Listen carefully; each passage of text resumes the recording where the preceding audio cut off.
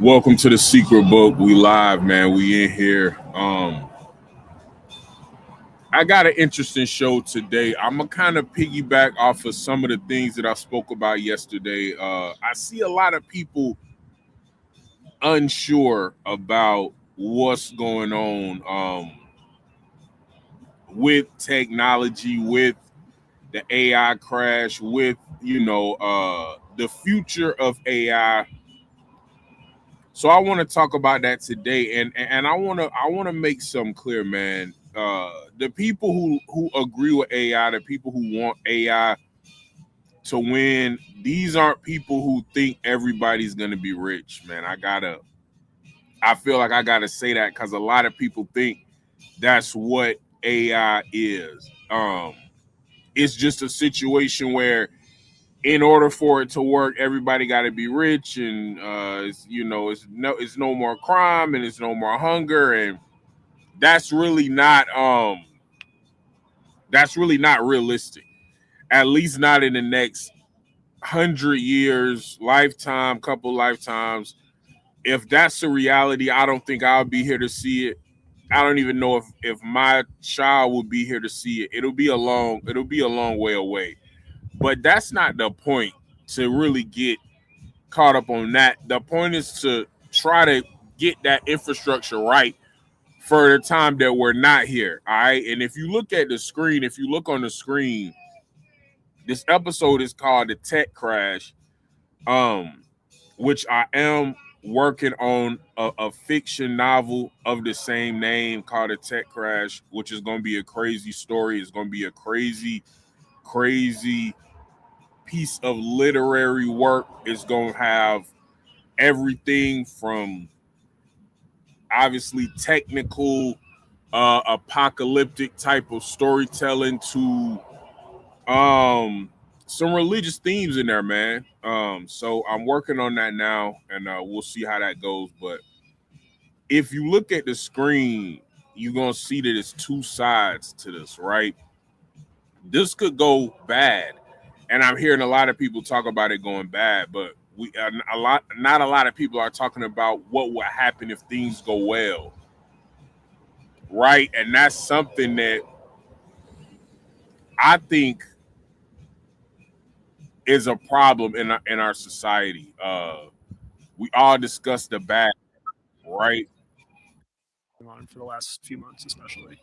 I think it's quite possible. Most other major infrastructure build-ups in history, whether it's railroads or fiber for the internet, in the dot-com bubble, these things were all chasing something that ended up being fundamentally very valuable. The infrastructure gets built out, people take on too much debt, then a lot of the companies end up going out of business. And then the assets get distressed, and then it's a great opportunity to go buy more. There are compelling arguments for why AI could be an outlier. If the models keep on growing in capability year over year and demand um, keeps growing, then maybe there is no collapse or something. There's definitely a possibility, at least empirically, based on. So did y'all hear that? And that's kind of my stance.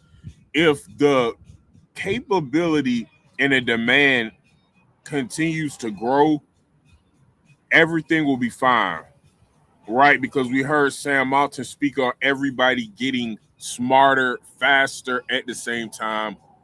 That is a realistic possibility, in my opinion.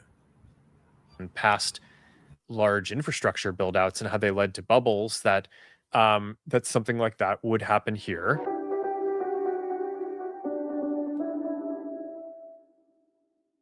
How do you think about this bubble talk that has been going on for the last few months, especially?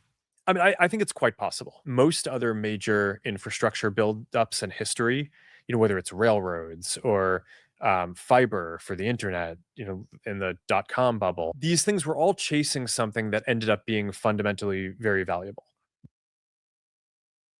So that's the point. Did y'all understand what he said about chasing something that is fundamentally valuable? And we're going to get into the value that it has a little bit later, but this will help. All right. And that's what he's trying to say. That's what I'm trying to say. That's the message that I'm trying to convey. Obviously, he knows more than me. That I didn't have to say that. We know that, but that is kind of a shared idea. If everybody can get on the same page at the same time, it will work. All right, it will work. If everybody has different ideas and different and everybody got different agendas, then it's going to be tough. The infrastructure gets built out, people take on too much debt, then a lot of the companies end up going out of business. And then the assets get distressed, and then it's a great opportunity to go buy more. There are compelling arguments for why AI could be an outlier. If the models keep on growing in capability year over year and demand keeps growing, then maybe there is no collapse or something. There's definitely a possibility, at least empirically, based on past large infrastructure buildouts and how they led to bubbles, that something like that would happen here. That nigga Adam Gase. How do you think about this bubble talk that Nigga Adam Gase, bro, he might have been the dumbest coach ever.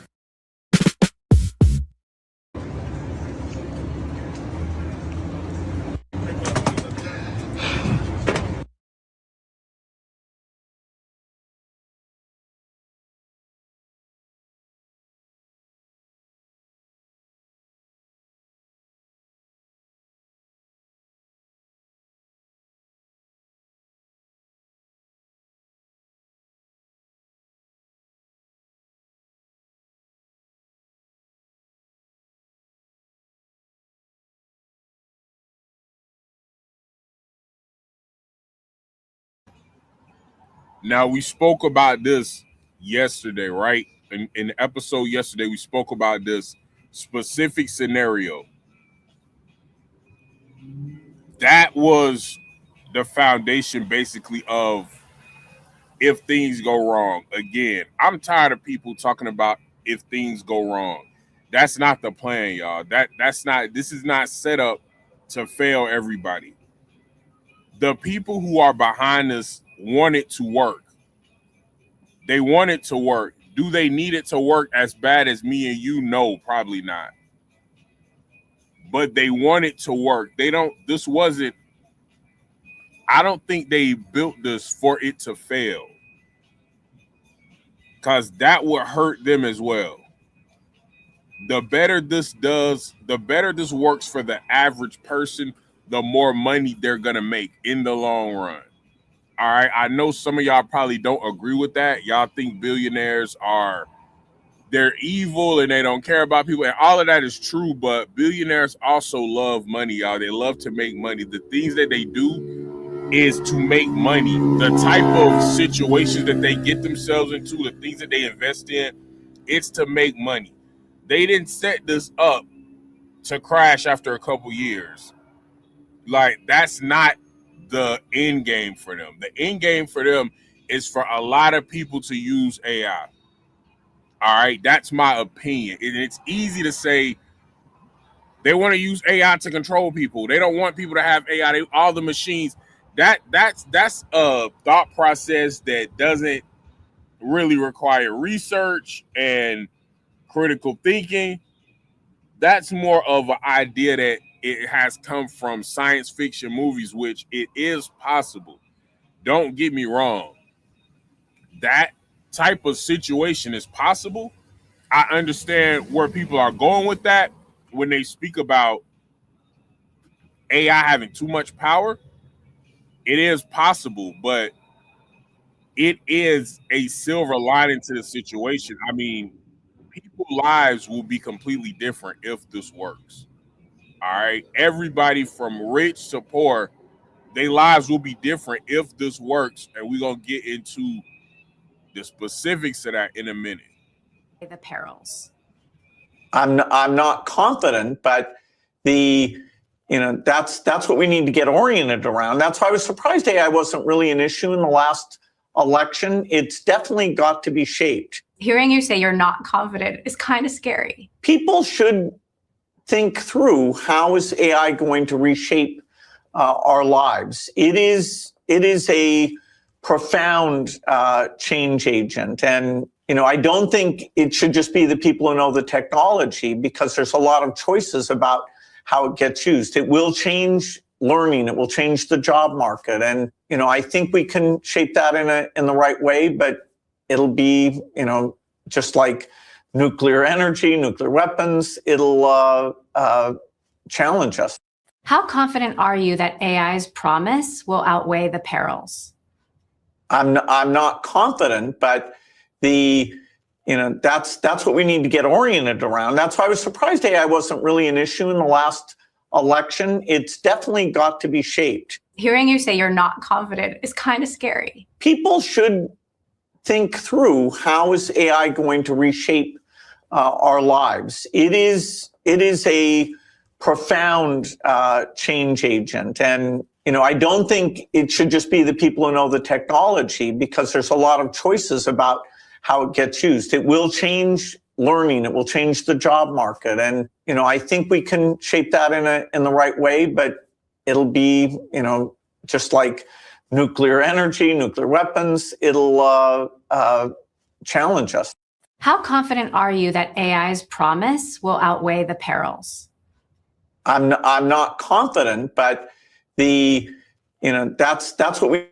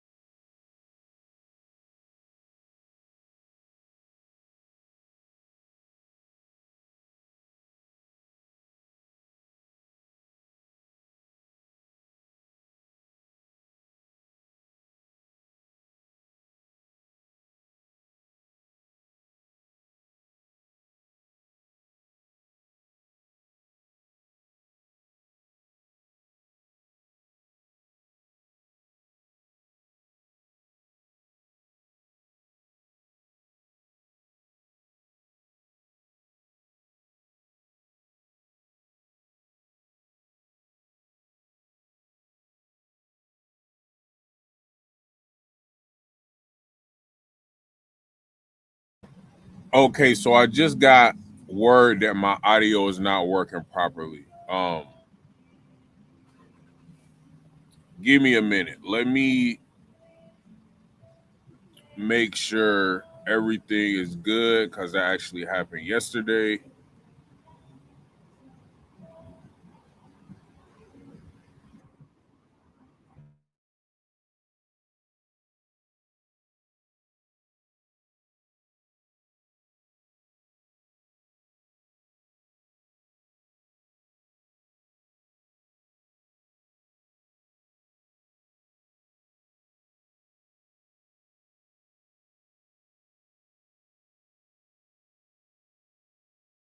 Advance quicker, I think, which is one thing that AI feels like to me. It's a fast forward button on technology and on possibility, because information can be quantified so quick, and a lot of more menial tasks, even though they're not really menial in people's lives, but menial hypothetically, can be done quicker to get.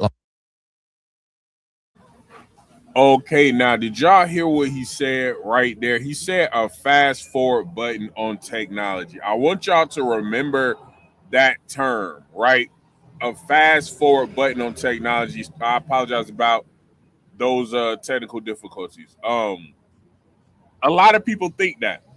A lot of people feel like this AI stuff is from somewhere else. Now, I'm not gonna agree with that. I don't know. I don't have evidence of that, so I'm not gonna say that that's the case. But a lot of people feel like this is extraterrestrial stuff, or these this technology came from somewhere else, not associated with Earth. We're gonna get into that in a minute.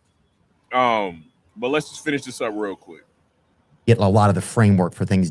possibility, because information can be quantified so quick, and a lot of like more menial tasks, even though they're not really menial in people's lives, but menial hypothetically, can be done quicker to get a lot of the framework for things done fast. But how will people survive? Like, how do we adjust our structure of finance, of like, if some people own the companies that have the AI, and then a lot of people are just using the AIs and the agents created by AIs to do things for them, how will society, like societal members, still be able to financially survive? Will there still be money? What is that? Does that make any sense? That It question? totally makes sense. Okay, sorry. I don't know. Neither does anybody else, but I'll tell you my current best guess. Okay.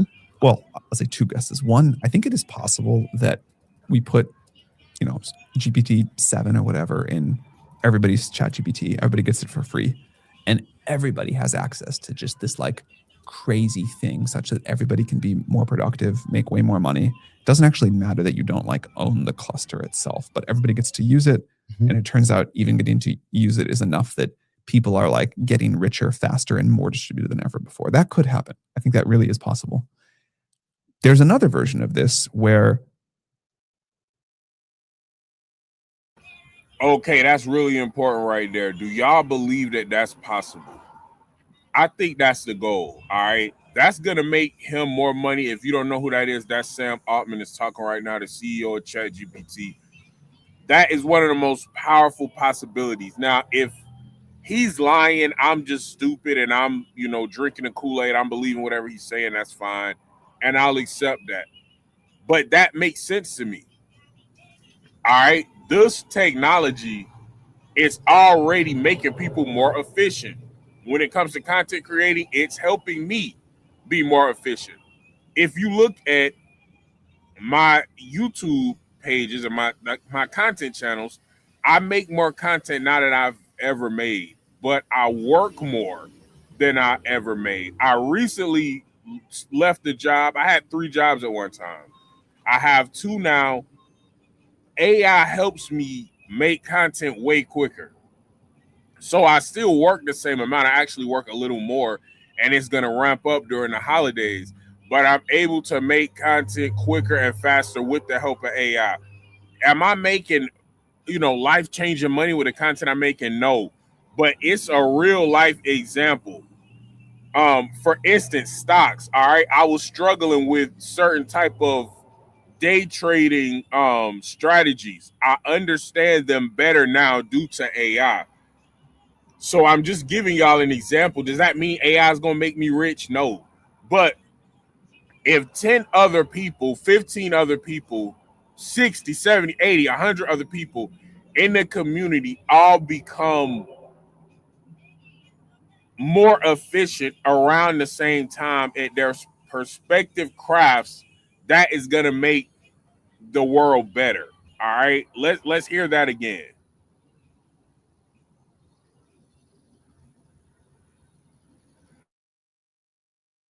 enough that people are like getting richer faster and more distributed than ever before. That could happen. I think that really is possible. There's another version of people getting richer quicker. Okay. Does that mean it's going to turn bums and lazy people into millionaires? No. No. If you're not focused and you're not a hard worker, there's no technology that's going to make you rich. All right. So this mindset that people who believe in AI think that AI is going to make everybody life better, everybody rich. No, it's going to make you more efficient. So if you're bullshitting, it's just going to make your bullshit more efficient. If you're using AI to make money and progress in life, it's going to make that or hopefully it will make that progression faster. If you're sitting around not doing anything, I don't think AI will make you rich. If you're not genuinely interested in making money in the first place. It's not like it's going to be someone who has no intention to make money, which is okay. Everybody isn't obsessed with being rich. But let's say it's somebody who doesn't have no intention to make a lot of money. they're not gonna see AI and say, "Oh wait, I can get rich with AI. Let me use AI to get rich," and they're gonna use AI to get rich. It's not gonna work that way. If you already have certain systems in place that you're using as a vehicle to get somewhere, whether you're using investments to make money, whether you're creating content to make money, whether you have a small business to make money, whether you're selling a service to make money, no matter what it is, AI, it can make you more efficient at that service. It's not going to teach you how to make money. Maybe later it will. But like I said, it's not going to take a homeless man living on the street and he's going to get AI and in 6 months he's going to be rich. That's not what people who believe in AI are hoping for. We know that's not going to happen. AI is not going to change your mental dynamics. It's going to make what you do more efficient. It's going to make what you already do now, you're going to be more efficient. So if you don't do anything now, you should probably find something. Do y'all see how you have to get ahead of the curve for it to work? You have to already be putting in some type of work. Of this, where the most important things that are happening are these systems are discovering, new cures for diseases, new kinds of energy, new ways to make spaceships, whatever. And most of that value is accruing to the cluster owners, us, just so that I'm not dodging the question here. And then I think society will very quickly say, okay, we got to have some new economic model where we share that and distribute that to people. I used to be really excited about things like UBI. I still am kind of excited, like universal basic income, where you just give everybody money. Yeah, you hear that term a lot. Yeah, universal basic income. Yeah, I heard you and Rogan talk about that too a while back. I still am kind of excited about that, but I think people really need agency. Like they really need to feel like they have a voice in governing the future and deciding where things go. And I think if you just say, okay, AI is going to do everything, and then everybody gets a, dividend from that, it's not going to feel good. And I agree with that as well. And it's too much pushback like that. It's too easy to say that wouldn't work. Well, AI is going to do everything and it's going to create general income or basic income or whatever term they use for people. I mean, that's possible. I don't think that's the best way to make money. The best way to make money is by using AI to leverage physical labor. All right. That's the first thing Americans need to figure out how to get out of: physical labor. Laborious task that's taking toll on people's health and on people's bodies. That needs to be replaced first.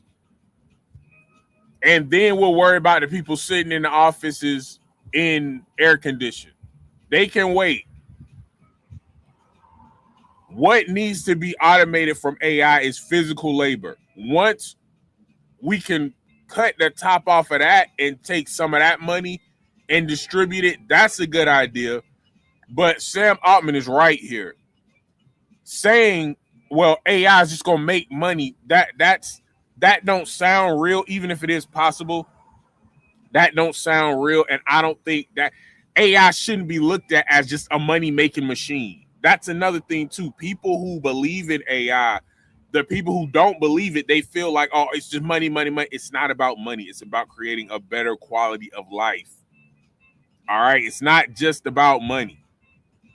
Some people aren't good with money. Some people don't care about money. Most everybody cares about having a good quality of life. Most people, what they consider a good quality of life, it don't take a lot of money to have. It's people who happy with $60,000 a year. AI can help them. AI can help them. It's people who happy with $80,000 a year. They don't want to slave for that money, though. AI can help them.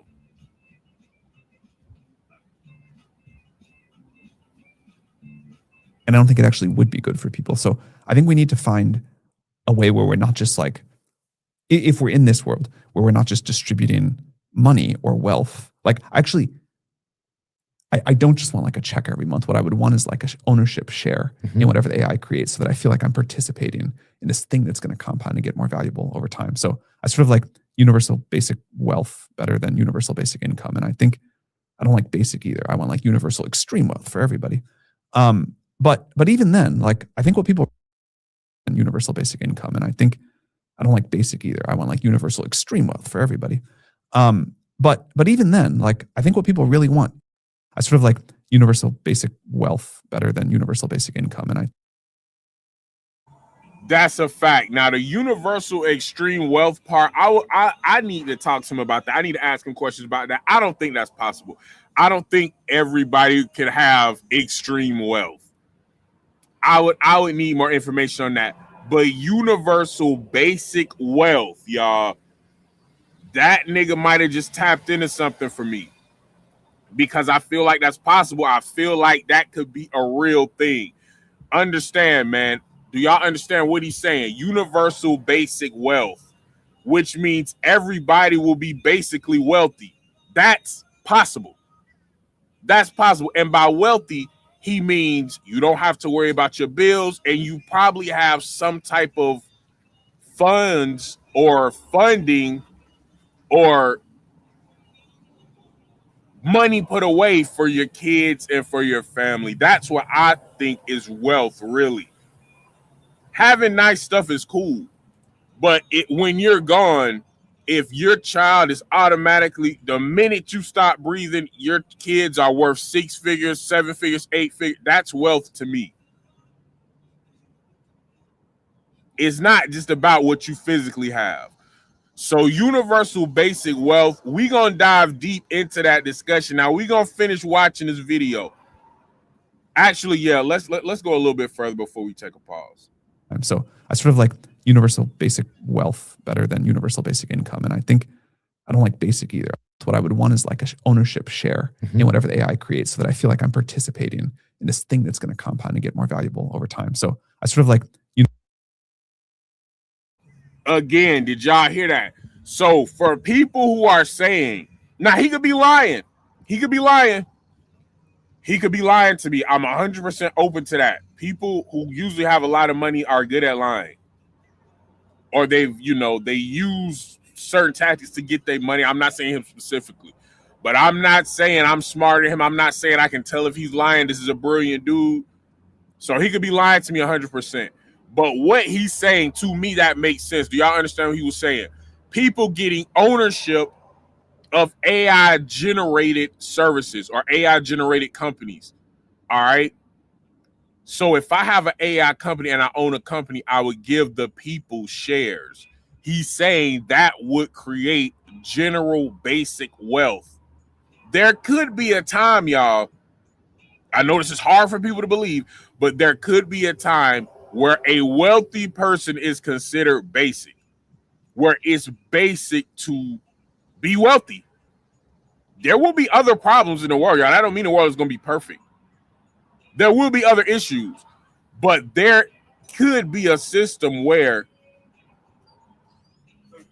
everybody at least has their basic needs met. They have money in the bank. They have money for their families and for their offspring, or they have money for their loved ones when they pass away. That being basic should not blow nobody away.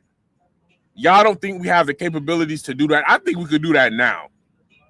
But AI, everybody having AI gives us a little bit more power, and I think a little bit more ingenuity when you talk about research and when you talk about finding information. All right. universal basic wealth better than universal basic income. And I think I don't like basic either. I want like universal extreme wealth for everybody. But even then, like I think what people really want is the agency to kind of co-create the future together. And in a world where it's like the AI is mostly coming up with the new scientific inventions, at least we've got to still have humans like invent the new culture and have that be a very distributed thing. Okay, I guess I see what you're saying, but would that be like an American thing, do you think? Like since they were invented here, or do you think I'm just wondering, what does that look like, you know? The economic model of it all, or the whole thing? Yeah, or is there a dividend of the company that then is divided up between the masses, sort of? I mean, a crazy idea, but in the spirit of crazy ideas, is that if the world, there's like roughly 8 billion people in the world, Mhm. if the world can generate like 8 quintillion tokens per year, if that's the world, or let's say the world can generate 20 quintillion tokens per year. Tokens of, like each word generated by an AI. okay, Just making up a huge number here. okay. We'll say, okay, 12 of those go to, the normal capitalistic system, Mhm. but 8 of those, 8 quintillion tokens, are going to get divided up equally among 8 billion people. So everybody gets 1 trillion tokens. And that's your kind of universal basic wealth globally. And people can sell those tokens. Like if I don't need mine, I can sell them to you. We could pool ours together for some like new art project we want to do. But instead of just like getting a check, everybody on earth is getting like a slice of the world's AI capacity. And then we're letting the like massively distributed human ingenuity and creativity and economic engine do its thing. I mean, that's like a crazy idea. Maybe it's a bad one, but that's. How many of y'all think that's possible? How many people think that's possible? That don't sound impossible to me. He using huge numbers, of course, so it's hard to fathom that mathematically. But if he was using 4-digit numbers, that would make sense. That makes sense. This all makes sense. Is it going to be challenging to do? Of course. But it all makes sense. Now, real quick, we spoke about Theo Von earlier in this interview, and salute to him. Y'all go to Theo Von Clips or Theo Von YouTube channel and watch the whole interview. He got some good interviews on his channel. He spoke about, it seems like AI was moving too fast. Okay. I've heard people before bring this up, that this reminds them of almost the same story of the Watchers.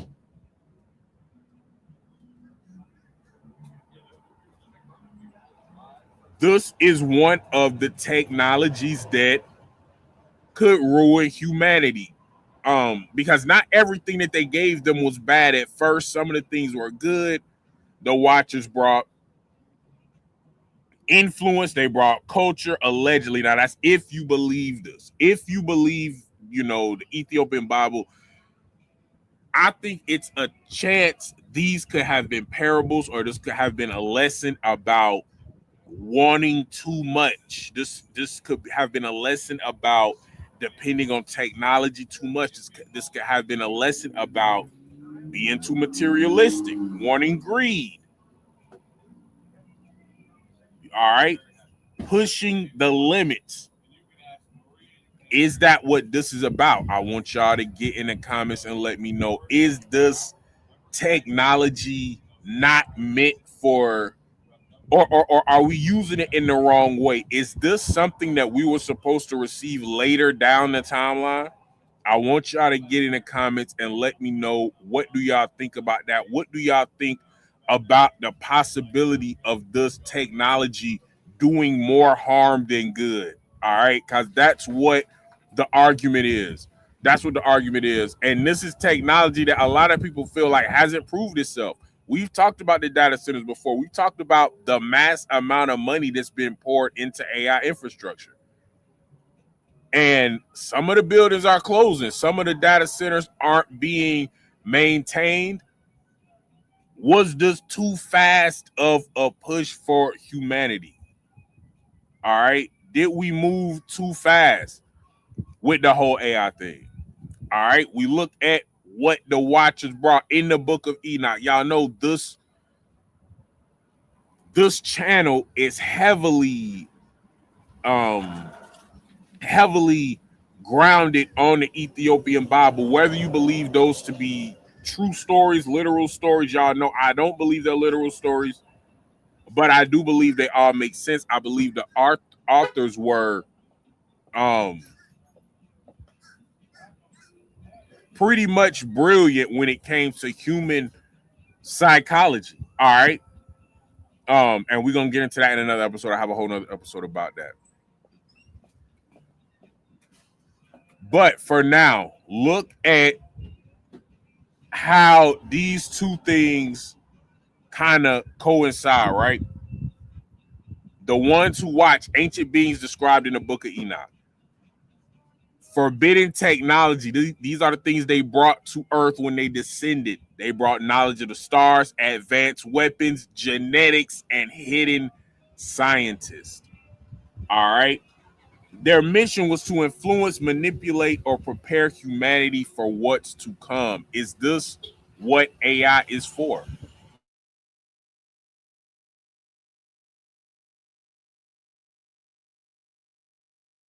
But that's the kind of thing that I think sounds like someone should think about it more. That's the world. Let's say the world can generate 20 quintillion tokens per year. Tokens of Like each word generated by an AI. okay. Just making up a huge number here. Okay. We'll say, okay, 12 of those go to, the normal capitalistic system, Mhm. but 8 of those, 8 quintillion tokens are going to get divided among 8 billion people. So everybody gets 1 trillion tokens. And that's your kind of universal basic wealth globally. And people can sell those tokens. Like if I don't need mine, I can sell them to you. We could pool ours together for some like new. This angel is worse than Satan. The book of Enoch explained a group of fallen angels known as the Watchers, and what they did will shock you. I'll explain the worst of these angels at the end of the video, so stay until the end. There are 200 of these angels that fell, and here are a few of their names: Samyaza, Azazel, Armaros, Arakiel, and Barakiel. Now let me explain why these angels are so bad. Azazel taught mankind how to make weapons for war. This act alone resulted in chaos, even still to this day. But it gets far worse. The leader of these angels, Samyaza, is far worse than Satan himself. Here's why. Not only was Samyaza the one responsible for leading every fallen angel to sin, he also led a series of experiments with the other fallen angels. They created a series of twisted, disfigured beings with human DNA and animal DNA. This whole story is spoken about in the Book of Giants. This angel is worse than Satan. The book of Enoch explained a group of fallen angels known as the Watchers, and what they did will shock you. I'll explain the worst of these angels at the end of the video, so stay until the end. There are 200 of these angels that fell, and here are a few of their names: Samyaza, Azazel, Armaros, Arakiel, and Barakiel. Now let me explain why these angels are so bad. Azazel taught mankind how to make weapons for war. This act alone resulted in chaos, even still to this day. But it gets far worse. The leader of these angels, Samyaza, is far worse than Satan himself. Here's why. Not only was Samyaza the one responsible for leading every fallen angel to sin, he also led a series of experiments with the other fallen angels. They created a series of twisted, disfigured beings with human DNA and animal DNA. This whole story is spoken about in the Book of Giants. This angel is worse than Satan. The book of Enoch explained a group of fallen angels known as the Watchers. Okay, now some people believe that story, some don't. Again, other people think it's parables. It's just, like teachings. They're moral lessons. They're not literal. These things that literally happen. I don't know. All this stuff happened way too long ago for me to have enough information to really tell y'all what's the truth or not. So I'm going to say I don't know, but I do read these teachings of things in the book of Enoch, things in the Ethiopian Bible, things in the King James version of the Bible, and I apply them to my everyday life. And I do feel like a lot of these things are on point. Are they prophesizing stuff? I wouldn't be so sure about that, but what I would be sure of is, like I said before, the authors of the Bible study human psychology. They're geniuses on how people think and on how people emotions and fears and anger and greed and money. They were experts on that, and they nailed it and they got it right. That's why we still read the Bible until this day. For what reason? That's up to you. Now, a lot of conversations, a lot of conversations that are going on online is about this technology. A lot of people feel like this technology came really fast. All right. There was no type of precursor to this. They broke heaven's laws, taking human wives and teaching forbidden knowledge. Their children became the Nephilim, giants of renown. Were the Watchers the true architects of mankind's darkest secrets? Comment Watchers if you believe they still influence us today. Long before the flood, the Watchers descended to earth. They broke heaven's laws, taking human wives and teaching forbidden knowledge. Their children became the Nephilim, giants of renown. Were the Watchers the true architects of mankind's darkest secrets? Comment Watchers if you believe they still influence us today. Long before the flood, the Watchers descended to earth. They broke heaven's laws, taking human wives and teaching forbidden knowledge. Their children became the Nephilim.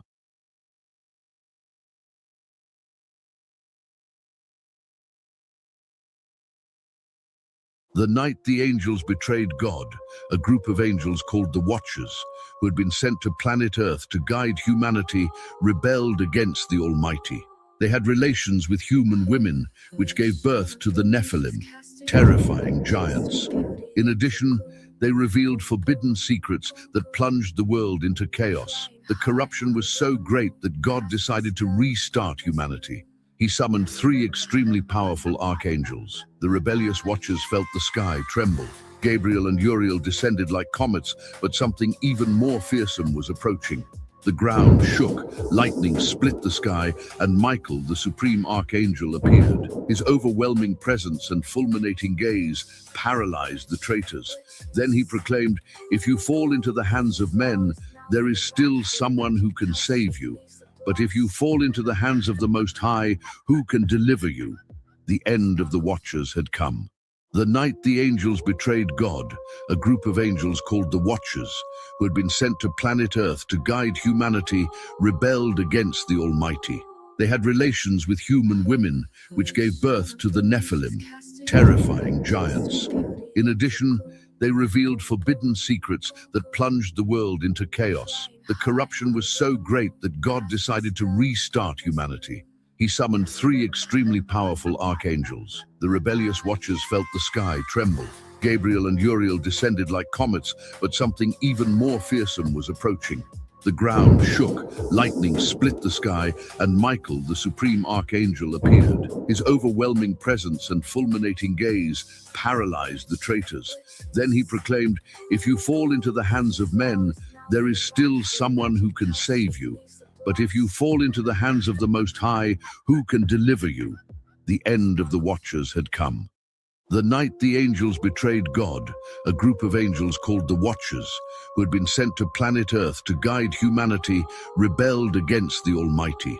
They had relations with human women, which gave birth to the Nephilim, terrifying giants.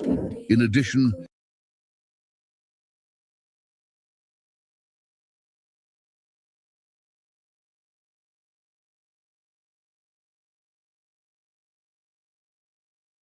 a warning tonight from Meta CEO Mark Zuckerberg about artificial intelligence. He says companies and governments could have too much control, but he says many other common fears are misplaced. Ashley Webster of Fox Business has details tonight. Good evening, Ashley. Hey, good evening, Brett. Mark Zuckerberg is giving a full-throated defense of artificial intelligence, claiming the most common fears are overblown and ignore all the positives it can achieve. The Meta CEO says the biggest risk is having one company or government that has too much power over the technology. Zuckerberg also announced Meta is launching a $1 billion called the Future is for Everyone Fund to support communities where the tech company owns and operates data centers. To invest in the community's teachers, first responders, energy and water infrastructure, and more ways to support those communities directly. Meta says it will open source its most powerful AI models and launch new ones designed for consumer devices. And the push for open source models is seen as a pretty thinly veiled swipe at OpenAI and Anthropic, who offer mostly AI models that are closed. Zuckerberg says everyone should have access to superintelligence. We're also working to make sure that everyone has a personal superintelligence agent that works 24/7 on your behalf to improve your health, your relationships, your career, your finances, and more. Okay, what do y'all think about that? I'm gonna play that over again. Again, I think that's very important, and that's something that we heard Sam Altman say about that, about having, that experience. Let's hear that again. We're also working to make sure that everyone has a personal superintelligence agent that works 24/7 on your behalf to improve your health, your relationships, your career, your finances, and more. Does that sound fathomable to y'all? Does that sound like something that will work? I think that can work. Does that mean that your AI assistant that's assigned to you is going to make you a millionaire? No. Does that mean they're going to just do everything for you and you can just sit back and they're going to make you trillions of dollars? No. He said improve. All right. I said better your quality of life. Listen to the words that the people are using. He's not saying it's going to make everybody rich. He said it's important that everybody has access to super intelligence. All right. I'm going to play that again. That's very important. That's the point of this, y'all. That's the point. It's not to make everybody super rich. That was never going to happen. All right. This is very important because this is how it helps the average person. People will say, how does the average person benefit from AI? Pay attention and listen. They say it, y'all. I done played 2 people saying it. Sam Altman said it twice. So the 2 most important people who are leading the charge of this, they're directly telling you how regular people will benefit. He's going to say it again. Here we go. Yes. We're also working to make sure that everyone has a personal superintelligence agent that works 24/7 on your behalf to improve your health, your relationships, your career, your finances, and more. Today, Senator Bernie Sanders sent a letter. And we're going to get into Bernie Sanders in a minute. That's a dude that I like, but I kind of disagree with him on this, and I'm going to get into that. But that would be the equivalent of everybody having a secretary who is basically non-human because she can work 24 hours at making your life better. Right now, if you had somebody who could work 24 hours at making your life better, would that help? I think it would. Now, of course, a physical person can go physically run errands for you. This is software, so it's different, but it's working 24/7 on delivering information to you that will change your life and better your situation in any avenue that you choose. I think that's fathomable. I think it can work. I think you can do it. Everybody got cell phones. Everybody got certain luxuries. This would be no different. Letter to Zuckerberg asking him, along with OpenAI and Anthropic, to stop developing the technology, saying, quote, investing tens of billions of dollars into a technology that nobody can fully understand, predict, or control, well, that is absurd, he says, irresponsible and extremely dangerous. Meta says it will give its board of directors. Okay, Bernie Sanders, that's a little bit of fear-mongering right there, bro. That's a little bit of fear-mongering. Saying that people can't control it, that's not true. That's not true. And Bernie Sanders is a honest dude, seemingly. He don't seem like he lies a lot. But that's not true. Saying that nobody can fully understand AI, I don't believe that either. Nobody can fully predict anything. All right? Nobody can fully predict anything. But nobody saying that nobody can fully understand or control AI, I'm not going to say that's a lot, but that's fear-mongering and that's exaggerating. I think that's exaggerating. Irresponsible and extremely dangerous. Meta says it will give its board of directors authority to approve safety criteria for model releases and called on other AI companies to do the same. Zuckerberg is also pushing back on doomsday job losses predictions, saying that wide distribution of AI is more likely to generate jobs than eliminate them, predicting that more companies with smaller headcounts rather than mass unemployment. Brett. Bet you we'll see that soon. Ashley, thank you. Be sure to like and subscribe for all the Fox News latest on YouTube and catch full shows streaming now on Fox One. We're Hibbett, bringing you all the brands you know and the sneakers you're still thinking about. Don't worry. Sneakers don't wait. Meta CEO Mark Zuckerberg is making a case for putting super intelligent AI in the hands of everyone, not just a few companies or governments. Superintelligence is a hypothetical technology that surpasses our own ability to think, our own cognition.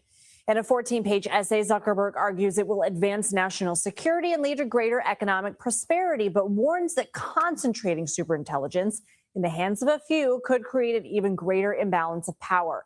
The notion that AI is so dangerous that the only safe path is an extreme concentration of power seems inherently problematic, Zuckerberg wrote.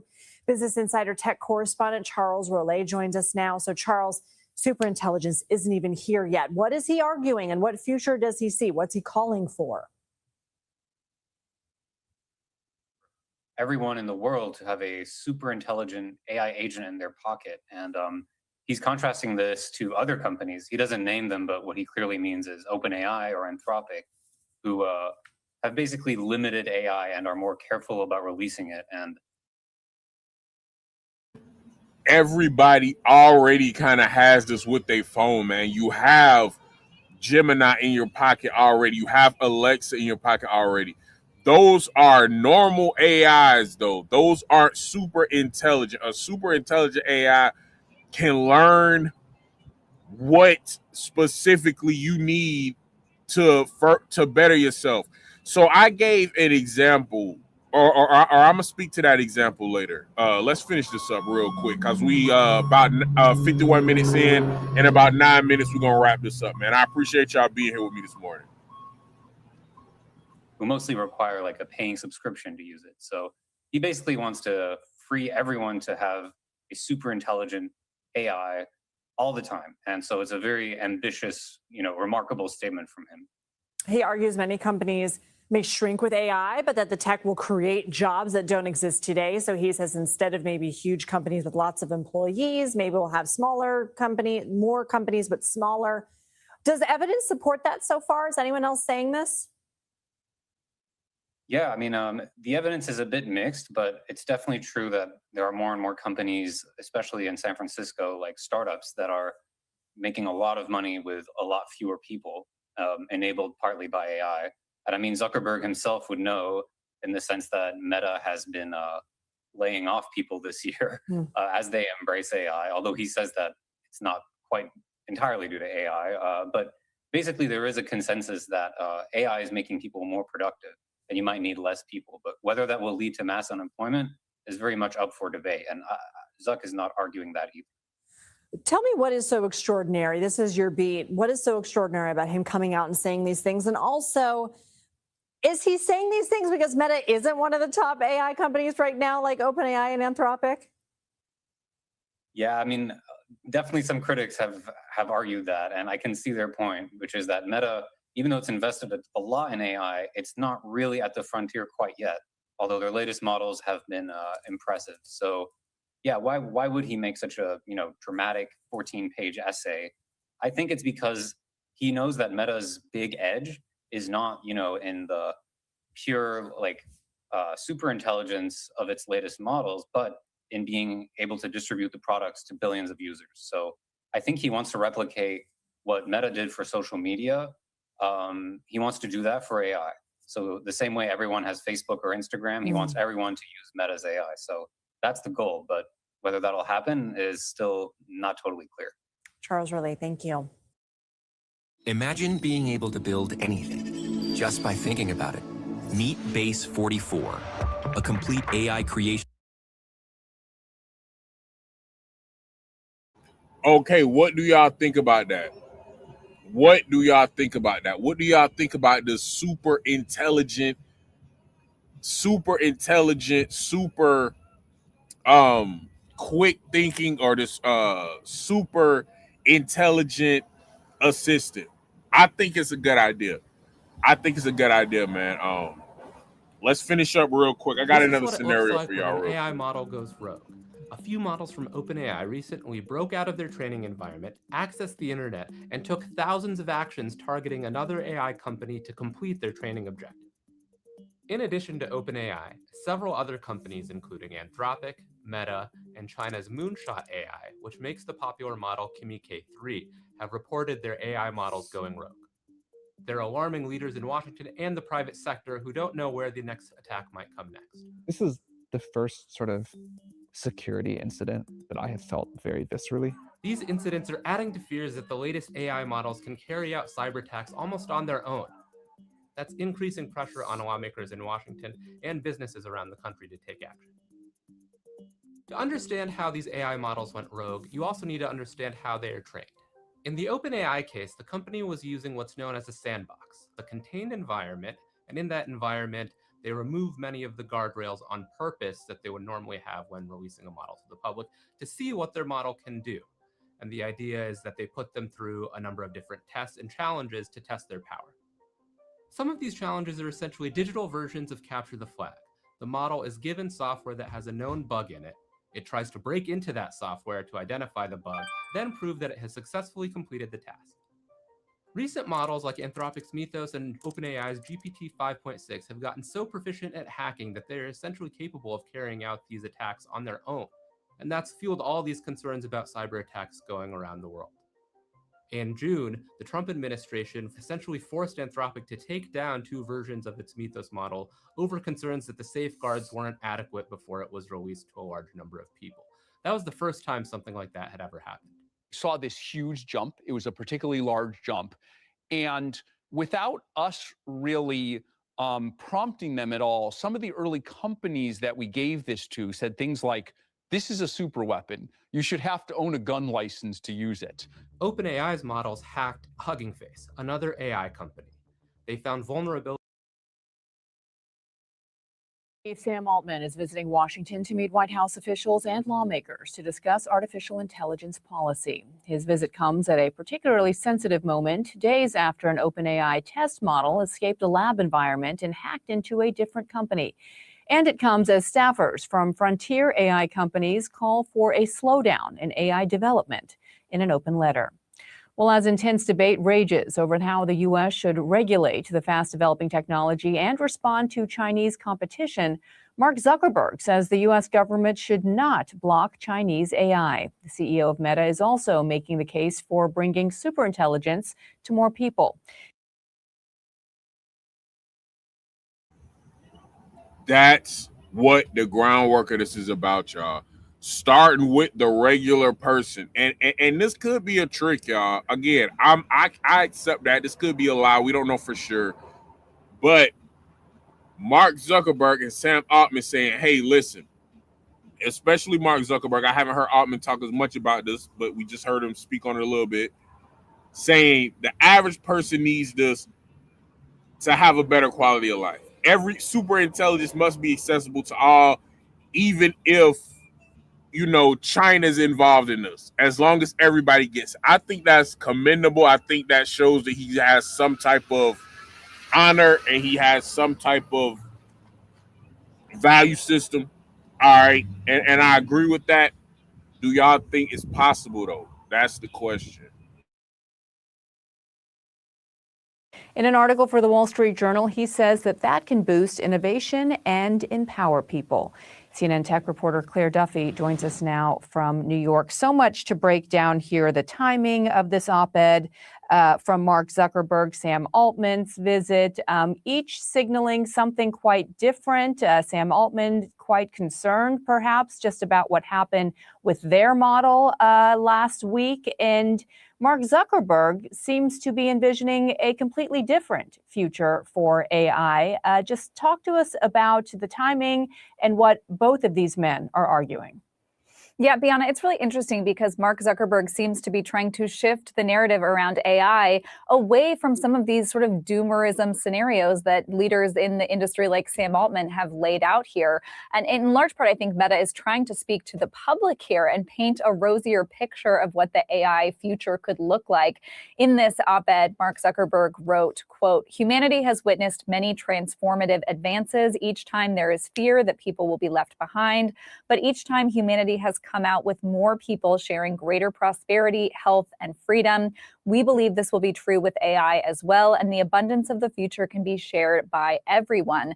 Mark Zuckerberg is also really trying to stake out Meta's position in this ongoing debate in the industry about how accessible these advanced AI models should be, and really sort of not calling them out by name, but directing attention to leaders in this industry like OpenAI and Anthropic that have advocated for restricting access to the most advanced AI models. That is part of what Altman and others are in Washington this week to talk about. But Mark Zuckerberg said that he believes that's the wrong path and that we should be focused on open access to this technology. I'll just read you another portion of his piece. He says, "If only a handful of institutions have super intelligence, they will inevitably exercise a controlling influence over economics, science, and politics. Even with the best intentions, that concentration would limit people's ability to choose their own future."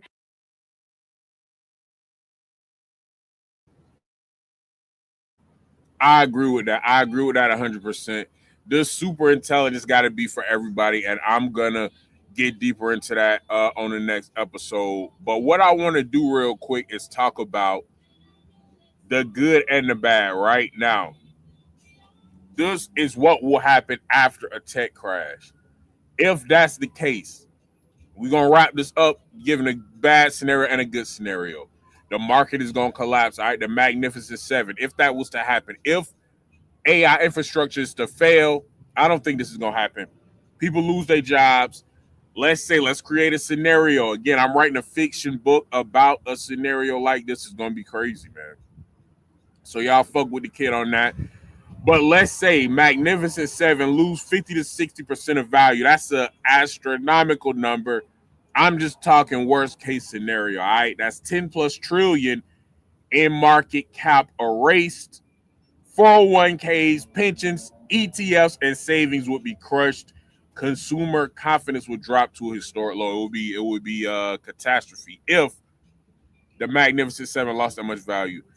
All right, it would be an investment freeze. AI infrastructure projects will be halted, data centers, chip orders, and expansions canceled. Venture funding for AI startup dries up. Suppliers, contractors, and vendors hit hard. They will all start backing out. Everybody will start losing money. Word of mouth would affect it even more. So all these AI infrastructures, people who spent money on them, they go out of business, y'all. That's how that will happen. Massive layoffs. Massive layoffs will be next. Big tech announces tens of thousands of layoffs. AI startups disappear overnight. Recruiting freezes, salaries fail, local economies in tech hubs collapse. People would stop getting hired. All right. Credit and debt crisis. Heavily leveraged AI firms with default data centers can't survive debt. Private credit funds and banks take massive hits. Risk spread throughout the financial system. All right. Y'all see the rest of that. I'm not going to read everyone. But this is just a breakdown. All right.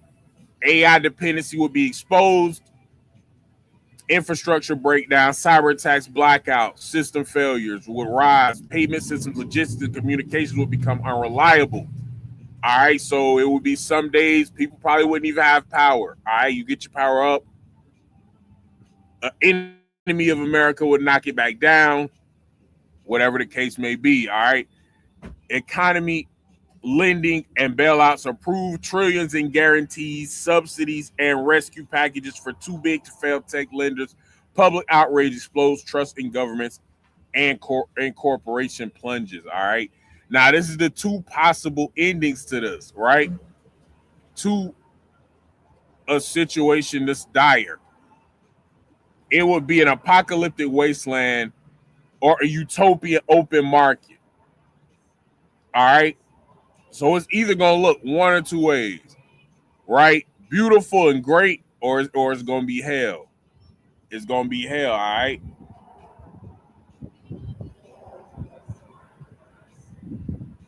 This is what it would look like if everything worked out. That super AI intelligence model that Sam Altman and Mark Zuckerberg spoke about, if that happens, this is what's gonna happen. Cleaner energy for a healthier planet, good jobs, new opportunities, and higher human potential. Quality education everywhere. If your kids had their own super intelligent AI bot, right? Better healthcare for everybody. How does AI help people have better healthcare? Well, AI detects diseases earlier and more accurately, personalized treatments and faster recovery, low healthcare costs, and reduced errors due to AI. Telehealth reaches rural and underserved communities, longer healthier lives for people. All this stuff is going to become more efficient and cheaper, all right? AI drives productivity and lower costs. That's the goal. To produce more, and it's going to cost less. Smart manufacturing, automation, more output with fewer resources, lower costs for goods, services, and housing. All that is going to drop. Stronger communities and safer neighborhoods. Number 7, financial empowerment for all. AI helps people budget, save, and invest wisely. That don't mean it's going to make you rich.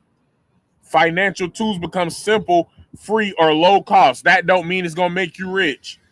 Small businesses get funding and guidance. That don't mean it's going to make you rich. Financial freedom becomes more attainable.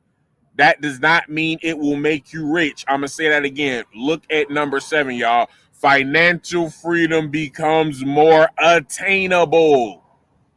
So if you in your neighborhood and you see a dude driving a Phantom or a Benz, you're not going to look at that car and say, I'll never have that. That's not going to be a reality no more. You're going to know exactly how to get that car. If you want to do it, you can do it.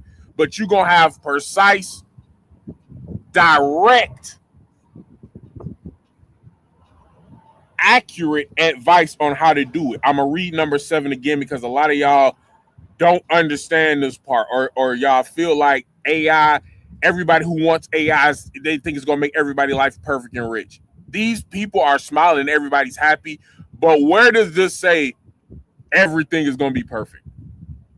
Stronger communities, safer neighborhoods, more time, less stress, better lives, smarter governments, more fair systems, a future of AI and human partnership, people thriving together, a sustainable future, safety and privacy, access for all, human values first, empathy, fairness, and ethics guide the technology, not greed or power.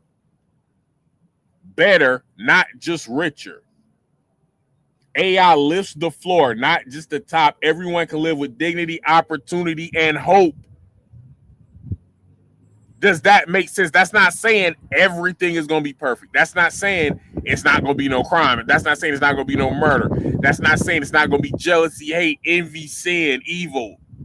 Where does it say all that is going to disappear? It don't say that nowhere, do it? Because that's not the point of AI. We're going to zoom in on number 7 again. Financial freedom becomes more attainable. Small businesses get funding and guidance. More people build wealth and avoid debt traps. More people build wealth and avoid debt traps. More people build wealth and avoid debt traps. A lot of black people fall into debt traps very early, myself included, and we stay in debt traps. I don't intend on staying in it, but I fell in it early. I did not understand wealth. I did not understand credit. I did not understand any of that stuff. I had to learn the hard way. I did not have a super intelligent AI assistant that could say, hey, you need to pay attention to your credit. Hey, don't buy this, buy that. Hey, don't do this, do that. It's time, y'all. It's time. This is doable. The part about the government being more fair, yeah, that's a thing. That can happen. AI reduces waste, fraud, and inefficiency. Services delivered faster and more fairly. Data helps lenders make better decisions. Everyone's voice is heard and represented. Trust in systems is rebuilt. Now, it's not going to happen perfect like that, but it can happen. Now, the last visual that I want y'all to look at is the step-by-step process of how I feel AI can help somebody, all right?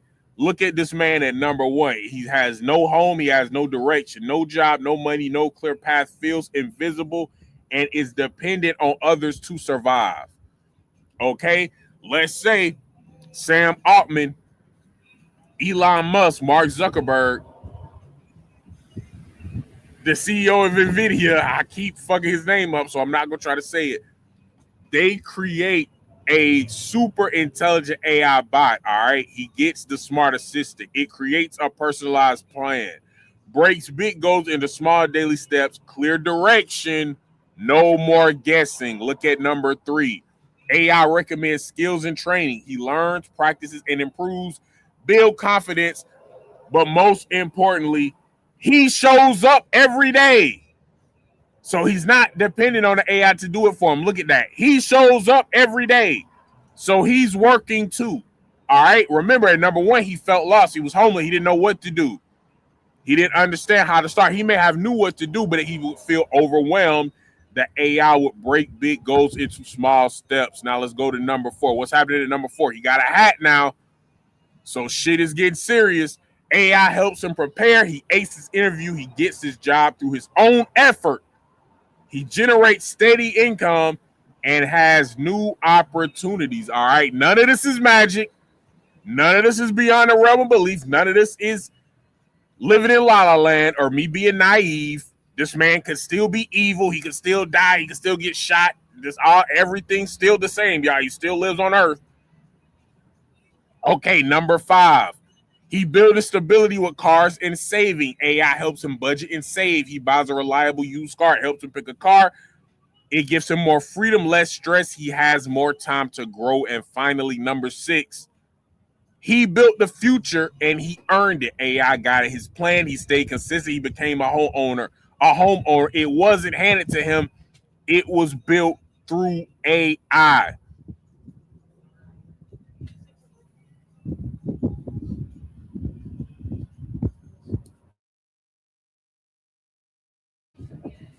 Do y'all understand that timeline? Do y'all understand where that came from?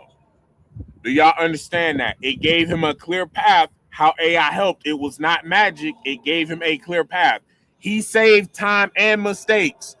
What I just said about credit, if I could have saved mistakes that I made on my credit when I was younger, I would have better credit now. All right, recommended skills and resources. It helped him track progress and stay focused. Yes, did he know what college was and education was before this? Yes, he may not have had a clear path. All right. The truth, he took action every single day. He worked hard. He stayed patient. He earned everything. That's just the truth, y'all.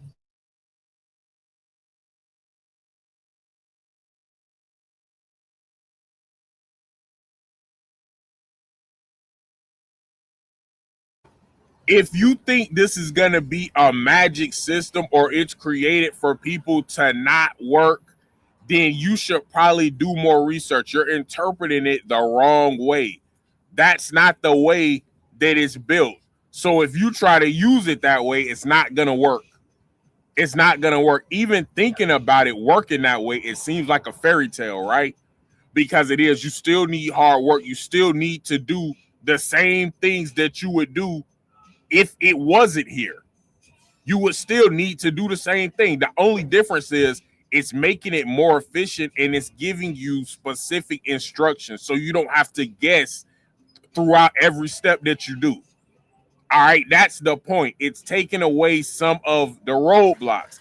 It's about being more efficient. That's the key. That's what it's about, being more efficient. All right, man. So y'all take a look at that. Hopefully this hit home. Hopefully I didn't play too many videos. I've been looking at some of my content. That's not my plan. I don't mean to play that many videos, but in order for everybody to understand where I'm going and understand what I'm saying, y'all have to understand where I'm getting the information of why I'm saying what I'm saying. What's making me believe in AI is what they're saying is the early goals. Now, down the road, when it gets way more advanced and complex, I don't know what's going to happen. And we can't look that far. And if you notice, Altman said the same thing. He said, I don't know a lot. He talked about how it was a lot of stuff that he didn't know. So you know, that's a regular part of it. But the main point was the beginning of it is pretty self-explanatory, and it took, you know, some of them videos for people to understand where it was going. But that's basically the gist of it. But I am going to end with one here.